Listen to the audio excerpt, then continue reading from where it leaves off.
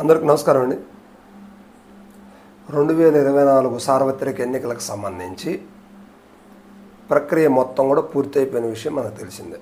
ఇందులో Janasena, BJP, TDP కూటమి 163 సీట్లతోటి విజయం సాధించిన విషయం అది కూడా అందరికీ తెలిసిన విషయమే.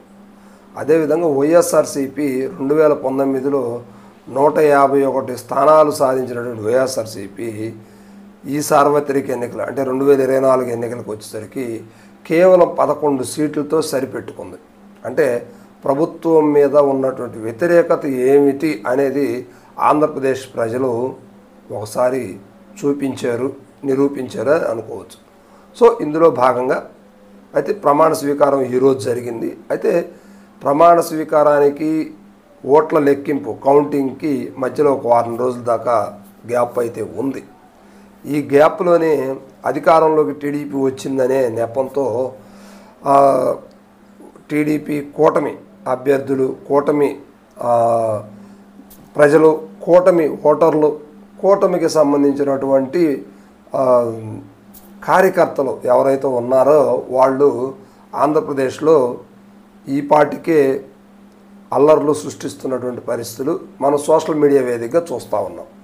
అందులో భాగంగా ఈరోజు వైఎస్ఆర్సీపీ ప్రధాన నాయకత్వం ఎవరైతే ఉన్నారో అంటే జగన్మోహన్ రెడ్డి మిగతా నాయకులు విజయసాయిరెడ్డి, వైవి సుబ్బారెడ్డి, అదేవిధంగా మోపిదేవి వెంకటరమణ గారు, ఇట్లా కొంతమంది ప్రధాన నాయకులు ఎవరైతే ఉన్నారో బొత్స సత్యనారాయణ గారు, పెద్దిరెడ్డి రామచంద్రారెడ్డి గారు, ఇట్లా వీరందరితోటి ఈరోజు ఒక ప్రెస్ మీట్ ఏర్పాటు చేయడం జరిగింది. ఓ పక్క ఆంధ్రప్రదేశ్ ప్రభుత్వం ప్రమాణ స్వీకారాలు, మంత్రులు ప్రమాణ స్వీకారాలు, ఎమ్మెల్యే ప్రమాణ స్వీకారాలు, ముఖ్యమంత్రి ప్రమాణ స్వీకారాలు జరుగుతూ ఉన్నాయి. అందులో భాగంగా వీళ్ళు ఇంకొక ఏరియాలో ఈ ప్రెస్ మీట్ అనేది పెట్టుకున్నారు. ఏంటంటే ఈ వీడియోకు ముఖ్య ఉద్దేశం ఏంటంటే వైఎస్ఆర్సీపీ మీద దాడులు అనేవి అసలు ప్రభుత్వం ఏర్పడక ముందే దారుణాతి దారుణంగా వైఎస్ఆర్ విగ్రహాలను పగలగొట్టడం కానివ్వండి, లేదా జగన్మోహన్ రెడ్డి శిలాఫలకాలని శంకుస్థాపన ఉన్నటువంటి ఆ స్తంభాలని వాటిని కావచ్చు, వాటిని పడగొట్టడానికి, అదేవిధంగా వైఎస్ఆర్ అనే పేరున్నటువంటి ప్రతి చోట కూడా అది సచివాలయాలు కావచ్చు, కార్యాలయాలు కావచ్చు, ఆసుపత్రులు కావచ్చు, అన్నిటిని కూడా ధ్వంసం చేసే పరిస్థితుల్లో టీడీపీ శ్రేణులు కనిపిస్తూ ఉన్నారు. సో దీన్ని బేస్ చేసుకొని ఈరోజు విజయసాయిరెడ్డి కొన్ని వ్యాఖ్యలు చేశారు. మరి అది జగన్మోహన్ రెడ్డి గారి దగ్గర నుంచి వచ్చిందో లేదో తెలియదు, కానీ వారి మనసులో నుంచి మాత్రం కొన్ని విషయాలు చెప్పారు. గతంలో ఎప్పుడు కూడా ఈ బీజేపీని ఒక్క మాట కూడా అననటువంటి వైఎస్ఆర్సీపీ ప్రధాన నాయకత్వం ఈరోజు బీజేపీ మీద కొన్ని అనుచిత వ్యాఖ్యలు చేయడం జరిగింది. విషయం ఏంటంటే వీళ్ళు బీజేపీ కూటమికి అండగా ఉంటూ వారిద్దరిని కూడా చెలరేగే పరిస్థితికి తీసుకెళ్తా ఉంది. సో మమ్మల్ని పట్టించుకొని పరిస్థితిలో ఉంది. ఇంకా పైగా మా మీద దాడులు జరుగుతుంటే కనీసం మోడీ గారు ఆపలేదని కావచ్చు, ఏదో మొత్తానికి వైఎస్ఆర్సీపీలో అంతర్గతంగా ఆ బాధ అనేది మాత్రం కనిపిస్తూ ఉంది. సో దీన్ని దృష్టిలో పెట్టుకొని రాహుల్ గాంధీతోటి చర్చా వేదికలు జరిపే అవకాశాలు అయితే కనిపిస్తూ ఉన్నాయి. ఖచ్చితంగా వైఎస్ఆర్సీపీని విలీనం చేయటం అనేది ఒక దశగా అయితే కొన్ని వార్తలు అయితే వస్తున్నాయి. ఇది ఎంతవరకు వాస్తవం అనేది తెలియదు, కానీ ఖచ్చితంగా మాత్రం ఇప్పుడు వైఎస్ఆర్సీపీకి కేంద్రంలో ఒక అండాదండ అనేది ఖచ్చితంగా అవసరమైనటువంటి పరిస్థితి అనమాట. సో దాన్ని మరి వైఎస్ఆర్సీపీ ఎలా తీసుకున్నది తెలియదు, కానీ కాంగ్రెస్ శ్రేణులు అయితే మాత్రం ఇది నిజమేనని చెప్పేసి చెప్తూ ఉన్నారు.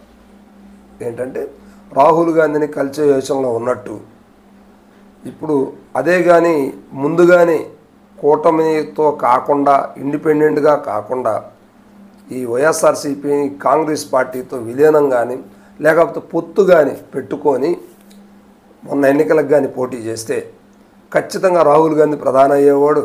ఎక్కడ అంటే అంత భారీ మెజారిటీ లేకపోయినప్పటికీ ఖచ్చితంగా వైఎస్ఆర్సీపీ మళ్ళీ అధికారంలోకి వచ్చి ఉండేది అనేది వైఎస్ఆర్సీపీలో కూడా చాలామంది ప్రముఖ శ్రేణులు మాట్లాడుకుంటూ ఉన్నారు.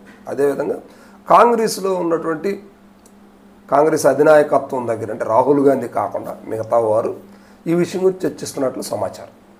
మరి దీన్ని ఎంతవరకు తీసుకెళ్తారు ఏంటి అనేది మాత్రం కొంచెం ఆలోచించాల్సిన విషయం. అయితే మాత్రం మొత్తానికి వైఎస్ఆర్సీపీ కానీ కాంగ్రెస్ పార్టీలో విలీనం కావచ్చు, లేదా కాంగ్రెస్తో పొత్తు కానీ పెట్టుకుంటే ఖచ్చితంగా ఆ భావితరాలకి ఒక భరోసా ఇచ్చిన వ్యక్తి అవుతాడు జగన్మోహన్ రెడ్డి గారు అని చెప్పేసి ఆంధ్రప్రదేశ్ ప్రజలైతే అనుకుంటున్నారు. ఎందుకంటే కూటమి అబద్ధాలతోటి వచ్చిందనేది వైఎస్ఆర్సీపీ శ్రేణులు చెప్తున్న మాట. ఎంతో విధంగా జగన్మోహన్ రెడ్డి కంటే కూడా ఎక్కువ పథకాలను అయితే అందించే యోచనలు అయితే వారు లేరు. కేవలం పోలవరం రాజధాని డెవలప్మెంట్ మాత్రంకే చూస్తున్నట్టుగా మొదటి రోజు రెండో రోజుల్లోనే అర్థమైపోయే పరిస్థితి అయితే కనిపిస్తూ ఉంది. సో ఇప్పుడు జగన్మోహన్ రెడ్డి గారికి ఉన్నటువంటి టాస్క్ ఏంటంటే ఖచ్చితంగా చేరితే కాంగ్రెస్ పార్టీలో చేరాలి, లేకపోతే పొత్తు పెట్టుకోవాలి, విలీనం చేయాలి. అంతేగాని ఇండివిజువల్గా చేయడానికి మాత్రం ఖచ్చితంగా ఆయనకి కష్టకాలమేనని చెప్పేసి కాంగ్రెస్ శ్రేణులు అయితే చెప్తున్నారు. అదేవిధంగా వైఎస్ఆర్సీపీ శ్రేణులు కూడా ఇదే చెప్పుకుంటూ ఉన్నారు.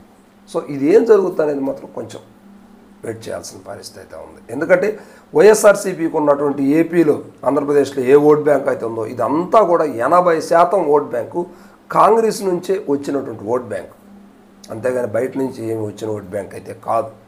మరి అలాంటి కాంగ్రెస్ ఓట్ బ్యాంక్ తోటి ఇప్పుడు గద్దెనెక్కినటువంటి జగన్మోహన్ రెడ్డి గారు కాంగ్రెస్తో కలిస్తే ఇంకా బలం అనేది రెట్టింపు అవుతుందనేది ఆంధ్రప్రదేశ్ ప్రజల ఆలోచన అన్నమాట. ఏం జరుగుతుంది అనేది మాత్రం వెయిట్ చేయాల్సింది.